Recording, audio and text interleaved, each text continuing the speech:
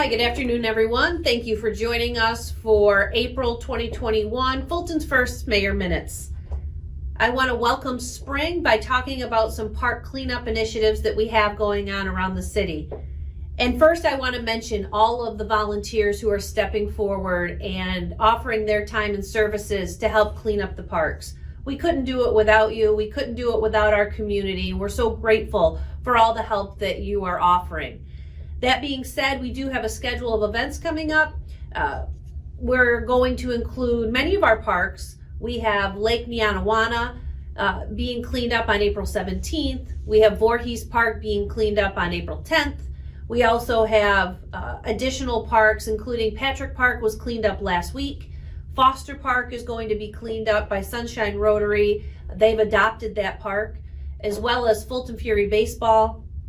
And we're going to continue through the various parks in the city regarding some of these cleanup efforts. Starting this week, the week of April 5th, we are starting the cleanup along the west side banks of the river.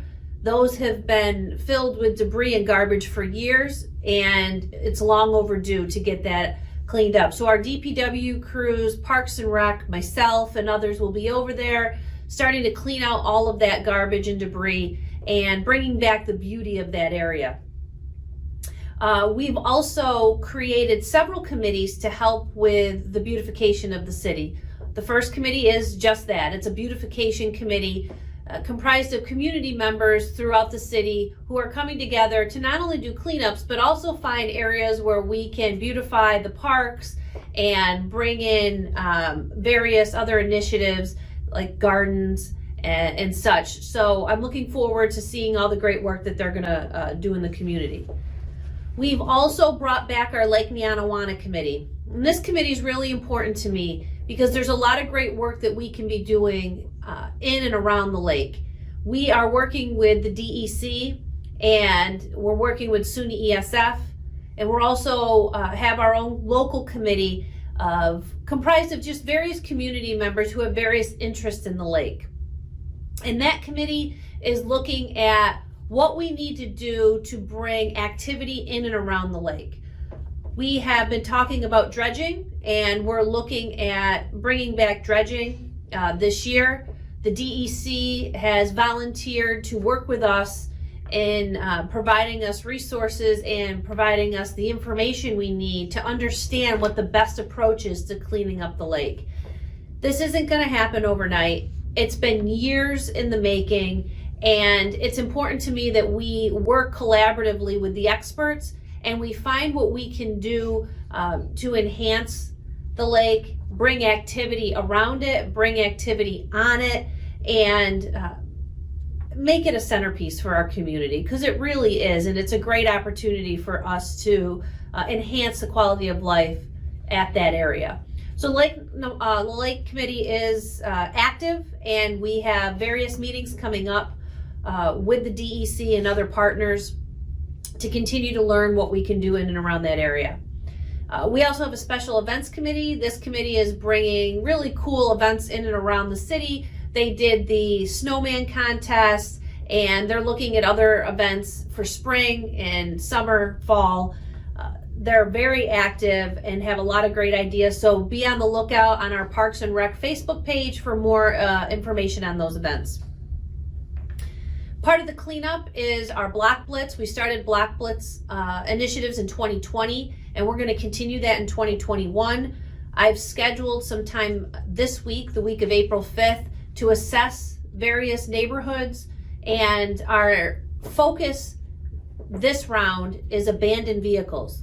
We're looking to address abandoned vehicles and give the property owners the opportunity to follow code, follow the law, clean it up, move the vehicles, do whatever is needed to adhere. If we don't, we're going to follow through with enforcement of these code violations to get these abandoned vehicles out of our neighborhoods and properly stored away. We're also working with Fulton Block Builders. We're continuing to build that relationship and work in collaboration. I want to give a shout out to Linda Egan for helping to write a grant, an AARP grant, to help us find funding to bring bathroom facilities down to the Bullhead Point area. We recognize that our community spends time down there for different events, including a lot of musical events. And there needs to be facilities to enhance that experience. So we are looking to submit this grant this week, and hopefully with the efforts of Fulton Block Builders, and in particular Linda Egan, we will have success in being awarded that grant so that we can bring bathroom facilities down to Bullhead Point. Thank you for all of those community members who've shared their concerns and shared their desire for that. We hear you, we listened, and we absolutely agree that that is something that needs to be done. In terms of the Downtown Revitalization Initiative, the $10 million award, I want to clarify and make sure that everyone understands, we were not written a check for $10 million. That's not how the grant works. We were awarded the grant in 2019. In 2020, we went through the process that the state, New York State, requires us to go through a process of meetings and community outreach and surveys and so on.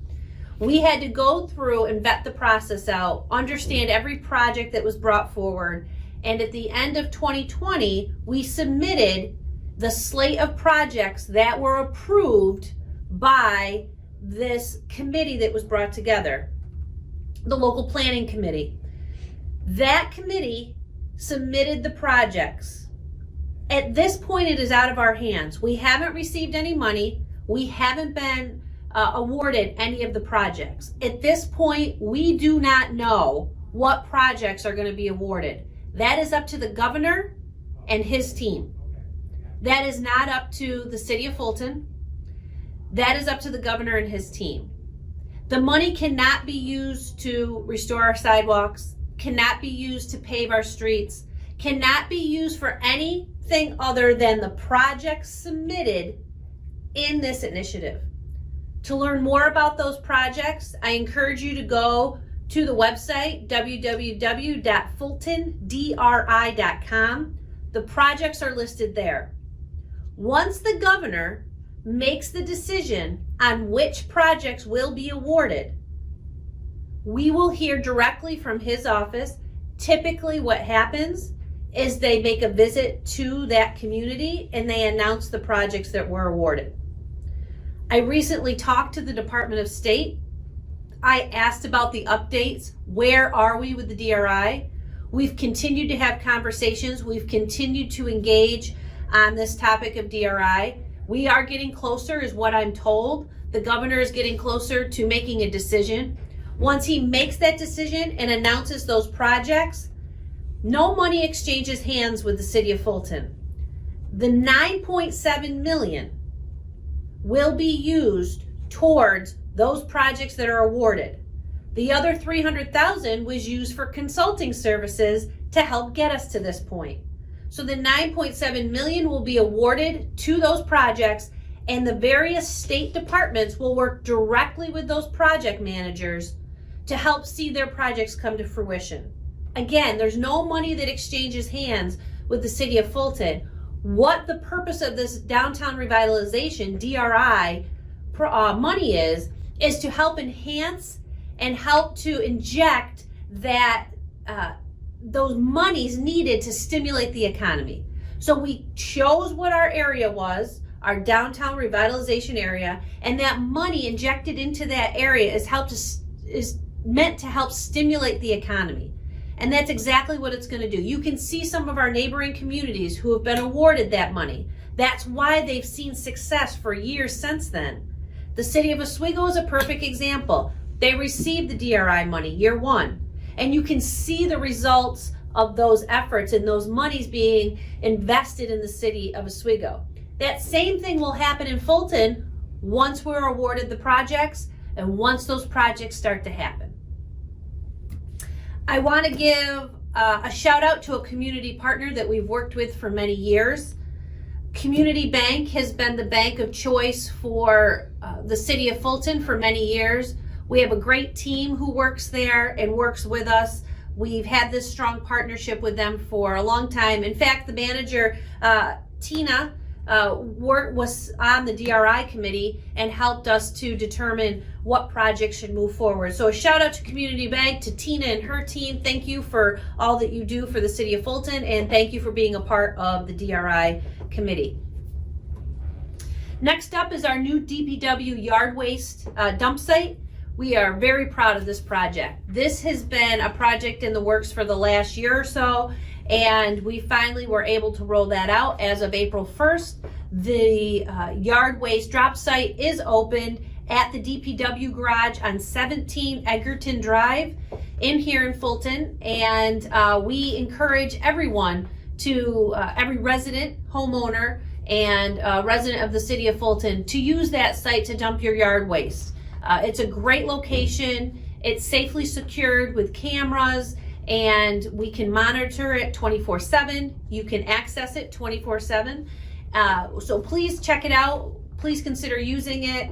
And thank you to our DPW crew who spent a lot of time and effort to make that happen. They did a great job, and it's a great enhancement to city services. Another addition to or enhancement to city services was our animal control services. To clarify, in the past, we had an animal control officer who basically spent time trapping animals. That was basically the majority of the work they did. They trapped animals. And we wanted the animal control services to be more comprehensive, to address the welfare and the well-being of the animals in our community, but also to be about education and to help the community understand what services are available. We also wanted to partner with community members and community agencies such as the SPCA or other agencies, animal shelter, and so on, to enhance this experience. So we did just that. This is a program that falls under the Fulton Police Department, and they did an absolutely incredible job. They spent a year working on this project, researching and developing it, and in the end, we were able to roll out a very comprehensive program that will assist in the successful management of various animal-related calls. So thank you to all those involved. Thank you to the SPCA for being a partner, and thank you to the Swift County Animal Shelter for also being a great partner. We look forward to working with everyone and continuing to enhance the animal control services in the city. We've spent the good part of this year and the end of last year, 2020, working on our police reform initiative. This was an initiative that was brought to us by the governor and his team, and it was a requirement to be delivered back to the governor by April 1st. And we were able to deliver a very high quality product that I'm proud of. I'm proud of the work we put in. I'm proud of the end result. This police reform process was collaborative. We worked with community members from all sectors of the community to understand what we were doing right in terms of community policing and what we could do better. And as the end result, we have a police reform document that is comprehensive. It includes not only enforcement, but it includes education. It includes building relationships in the community. It includes bringing back services such as our canine or our bike patrol and walking the beat, introducing ourselves in the community to different events like the farmers market or musical events, and showing up and being a part of the community, not just when there's a problem, but building relationships throughout the year so that we can address the stigma, address the perception that the police only deal with problems. And that's just not true. We also want to be good community partners. And I believe strongly that this police reform addresses that because of the voice of the community, because of the feedback we received. And as a result, we have implemented a new system and a new process that I think is a win-win for everyone. So if you have the chance, visit our website and check out the police reform initiative. Finally, I will end with some of our youth programs that we are starting to bring back. As COVID starts to change and the environment around COVID starts to change, we're able to introduce more activities back into the community in a safe and effective way, while still taking COVID protocols into consideration. Our Parks and Rec department has been absolutely amazing, and they are doing a great job of introducing new opportunities within the community and finding ways to reach out to all sectors of the community to make sure that there's events that everyone can enjoy. We are bringing back our youth basketball program that's starting, enrollment is starting. They've done a great job of making sure that it's strictly adheres to the COVID protocols and that we have the steps in place to make it a safe activity. But our youth need activities. They need to be active and involved. They've had a tough year, and we want to make sure that we're continuing to support programs that help to bring them free or low cost opportunities. Our youth basketball program is one of those, and we're bringing that back. We also are introducing a bird watching program that'll be kicking off soon. And again, for all those who've been interested in bird watching, have been bird lovers for a long time, or really don't know much about it and are interested, we welcome you to visit our Facebook page, Parks and Recreation Facebook page, or our website to learn more about this bird watching program. These are only a few of the programs that we're introducing. There's certainly going to be more. We know that it's been a tough time and it's been a tough year, and getting back to some sort of normal is important. We're going to slowly start introducing programs and initiatives that help us to do that and help us to start interacting in a safe way, but bringing new opportunities to the city. So we appreciate that. Finally, I'll talk about the Memorial Day Salute. There's been a lot of questions about the Memorial Day Salute. To help the community better understand, the Memorial Day Salute is not organized by the City of Fulton. The City of Fulton helps to support it by providing dollars to the Memorial Day Salute Committee. We provide those dollars to support the initiative, and then of course our police, our fire, our Common Council, and myself, we support it in various ways as well. However, it is not an initiative that is managed by the City of Fulton. There is a separate committee comprised of various community members, including service groups. They've been meeting for many years, and they coordinate the event. Keep in mind, to coordinate a parade, it takes a lot of people and a lot of time. The event itself, the parade itself, takes a good year to coordinate. Part of that coordination is fundraising. So fundraising happens for a year prior. They coordinate efforts. There's a marketing system in place where they have to market the event, and they also have to find entertainment and find participants. That wasn't able to happen because of COVID. Again, this year, they weren't able to fundraise. They weren't able to coordinate participants. Frankly, there were participants who've been involved in the parade in past years who didn't want to get involved. And I can understand that. For COVID reasons, we couldn't get the activity, we couldn't get the participants. So while we understand how great, our parade is one of the best, if not the best, and we know that. And it's a great event every single year, and we miss it. We truly miss it. And I wish that the committee was able to provide a parade for us this year, but they're not. But I commend them for all the work, and I commend them for all their efforts to this point. That being said, there are still monies available, according to the committee, to do fireworks. So we're working to plan a safe firework event.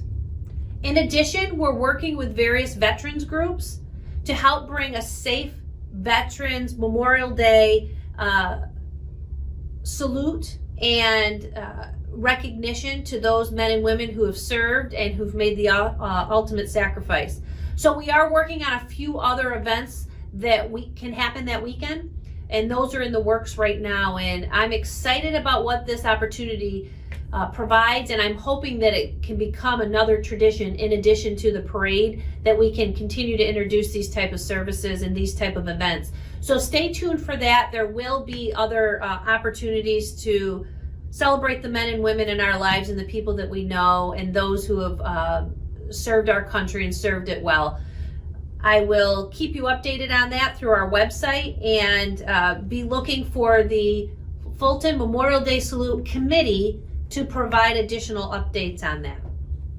Again, I thank everyone for joining us for the April edition. I look forward to all the initiatives that are happening in the city, and stick with us. We're working hard, we're listening to your feedback, and we recognize there's a lot of work to be done, but you have my promise that that's exactly what we're going to do. We are going to put the hard work in, we're going to make the tough decisions, and we're going to continue to move the city of Fulton forward, because we know that's what you want and that's what we want, and together we're going to get there. So thank you, have a great spring, and we'll see you in May.